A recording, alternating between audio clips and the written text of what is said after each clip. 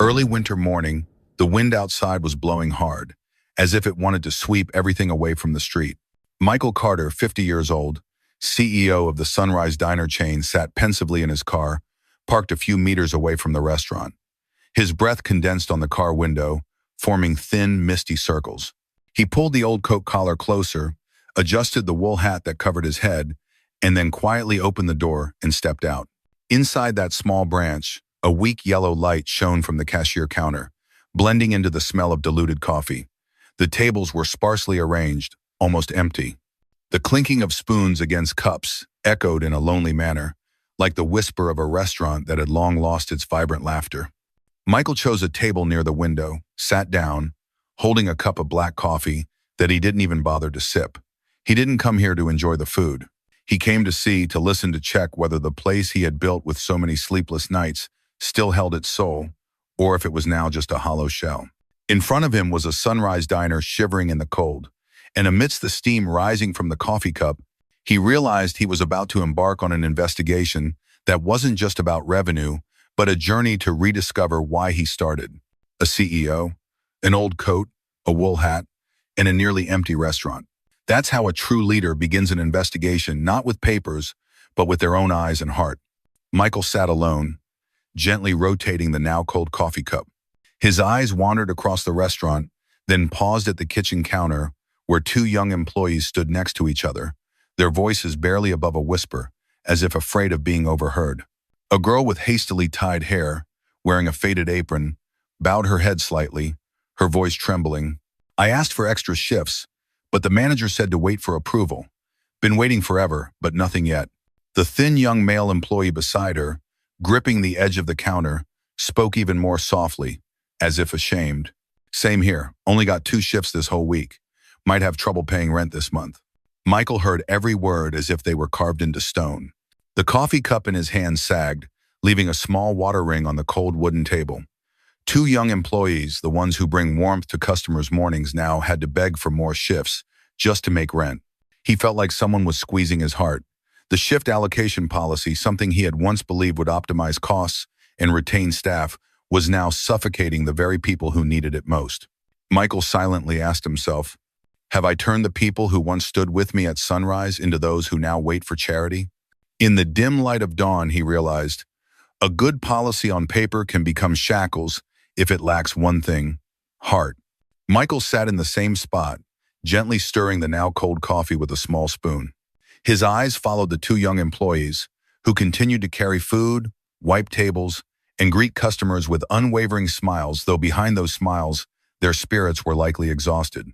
He saw them working diligently, neatly, and always polite. Those smiles, those eyes, they deserved to be respected. But every time the crowd thinned, Michael noticed the worried looks they exchanged, as if they were sharing an unspoken burden. During a quiet moment in the shift, Michael stood up to order another coffee. He took the opportunity to stop by the kitchen counter, where one of the young workers was wiping down the counter. He asked gently, like a curious customer, "How's your shift lately? Is everything okay?" The young worker paused, then slowly pulled a small piece of paper crumpled and stained with oil from the pocket of their apron. He unfolded it and handed it to Michael. "Sir, this week I got 2 shifts, each 3 hours. The manager said, limited shifts, priority to senior staff." Michael lightly clenched the paper. His eyes blurred not because of the oil, but because that messy handwriting felt like a sentence. Inside him, a wave of anger and sorrow intertwined. The shift allocation system, which he had originally designed to optimize efficiency and ensure everyone had opportunities, had now turned into a tool of division. It had turned decent people into helpless ones. It had made the best workers fearful, all because of a single signature. Michael took a deep breath. He realized if he didn't do something, he would also be complicit in building this wall of injustice. And that wall was dividing the very people he should have been lifting up. Michael let the paper drop onto the table.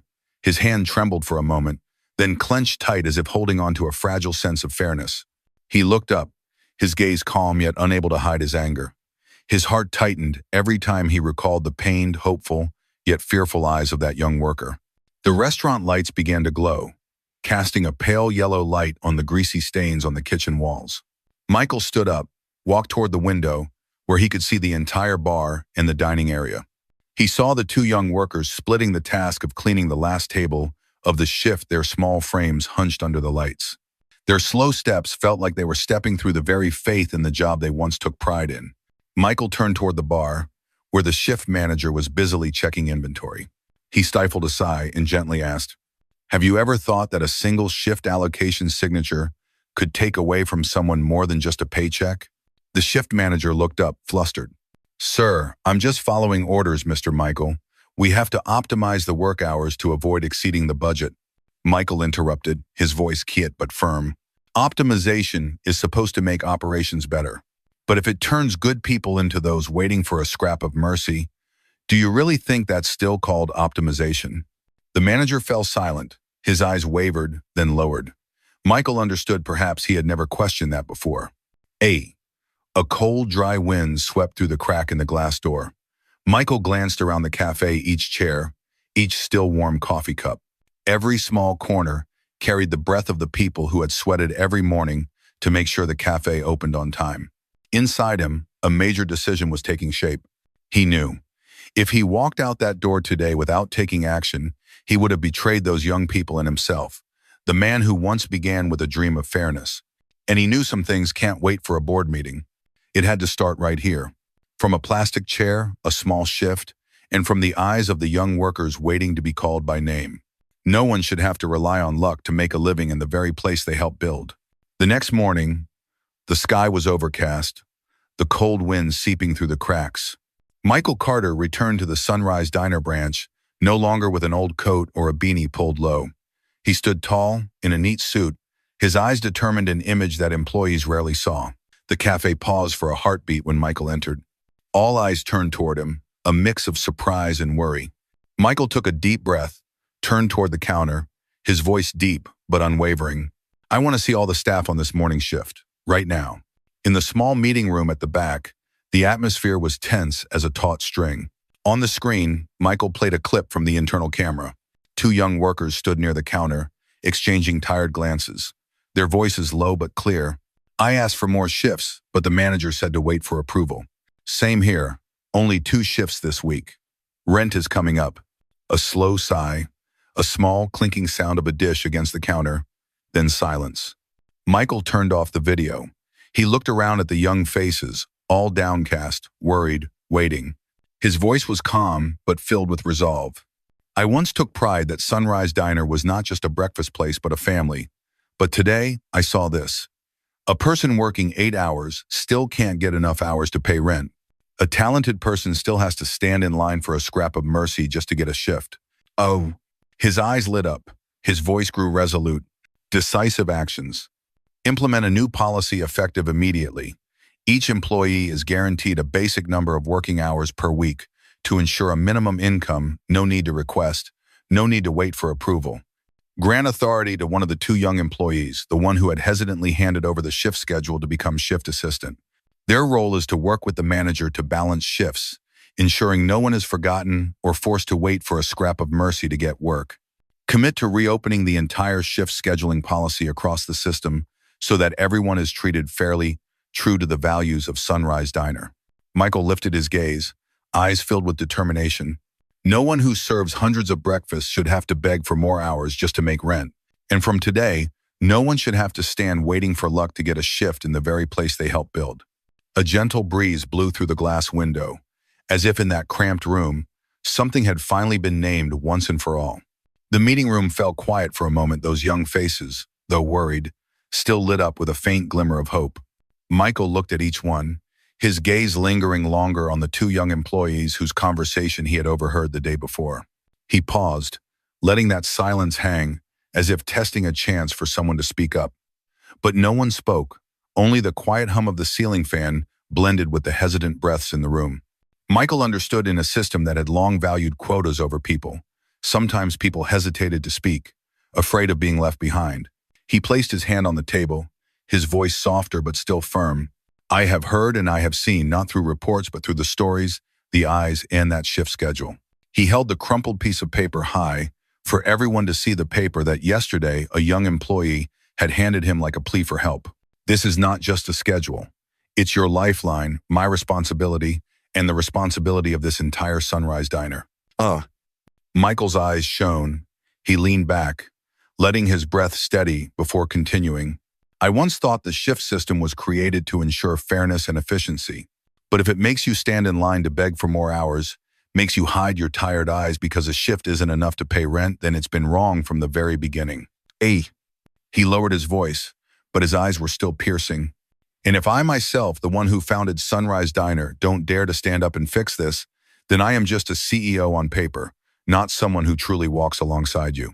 He stood tall, placing his hand on the shoulder of one of the two young employees, the one who had shyly handed him the paper yesterday. Michael's gaze softened, but remained resolute. From today, you will no longer be just a service worker. You will be the shift assistant helping to manage shifts and ensuring that no one is left behind, no one is forced to wait for a stroke of luck to get work. A light round of applause rippled through the room. At first hesitant, then quickly spreading throughout, Michael smiled a rare smile during the entire conversation, then turned to look at everyone. You have helped me realize, a diner doesn't just sell food, it sells hope. And if we can still keep that hope alive for everyone here, then Sunrise Diner is still worthy of the name we gave it on that very first morning. His eyes swept across the window, where the winter sunlight had begun to soften. Michael nodded slightly like a silent promise that everything just spoken today would not stop at mere words. Sunrise Diner, once again, starting over with the good people called by their rightful names in their rightful places. In the small meeting room bathed in the pale light of a winter morning, the atmosphere seemed to settle. Every eye turned to Michael, waiting for him to close what he had opened. He took a deep breath, his eyes gliding over each face, eyes full of concern and determination. He looked straight at the shift manager, the one who had approved a schedule of only 2 shifts for a struggling employee. I don't blame you because this system has created those cold numbers. But if we let the numbers decide everything and forget the eyes of the very people who work tirelessly to serve, then we've lost the very reason Sunrise Diner exists. He looked toward the 2 young employees, his voice deep, warm, but firm. You may not have had the confidence to say this, but you had the courage to hold that gaze, the gaze of someone who has never given up on their kindness. He paused as if giving everyone time to absorb his words. Then Michael spoke again, this time clear and decisive. From today, shift approvals will no longer be signed off based solely on numbers. Each week, you, the people standing here, will work with the manager to balance the shifts. Whoever needs more hours, whoever needs a helping hand, everyone will be heard. Because no one should have to stand waiting for a scrap of mercy just to get work. He raised his head higher, his eyes shining like a final winter ray of light. And I also commit, starting next month, we will launch a transparent survey on the minimum income needed for everyone to live decently. Based on that, we will adjust the shift schedules so that everyone can truly live, not just survive.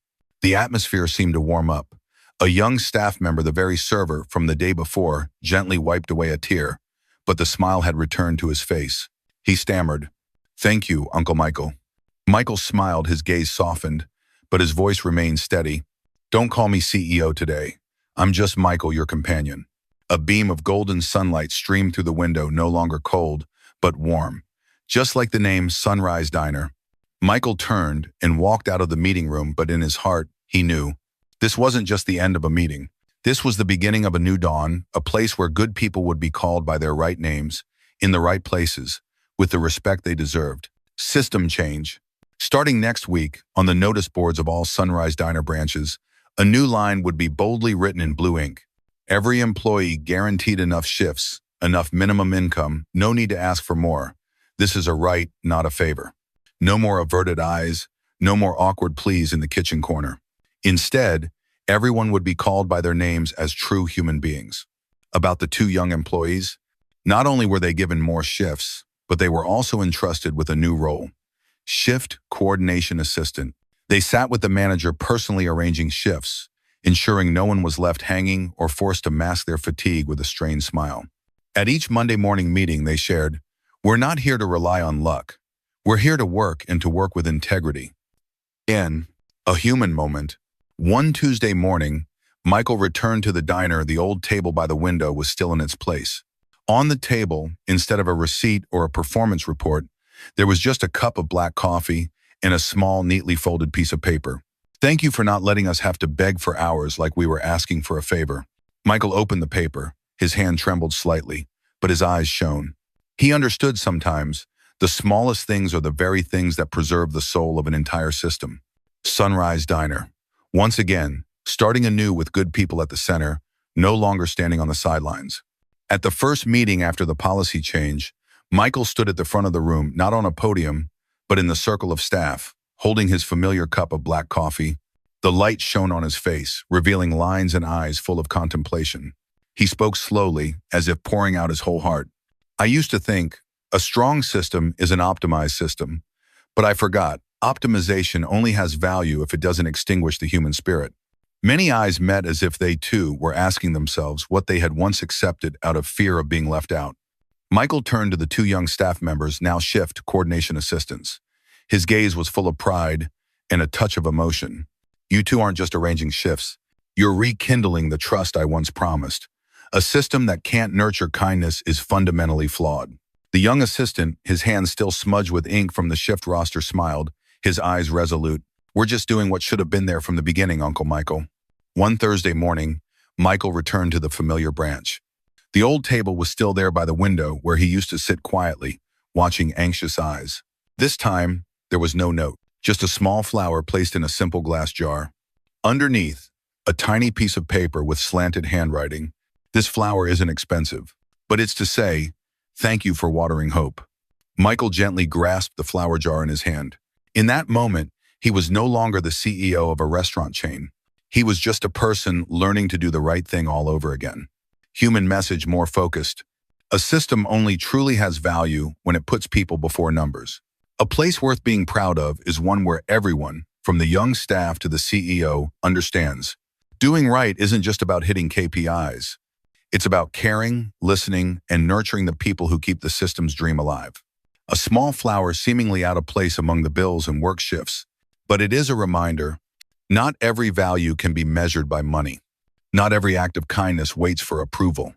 Sunrise Diner is not just a breakfast place. It is a promise. Here, everyone can work and live with the belief that they are more than just a number in the shift schedule. Once again, the sunrise of Sunrise Diner begins anew by calling the good people by their right names and placing them at the center of everything.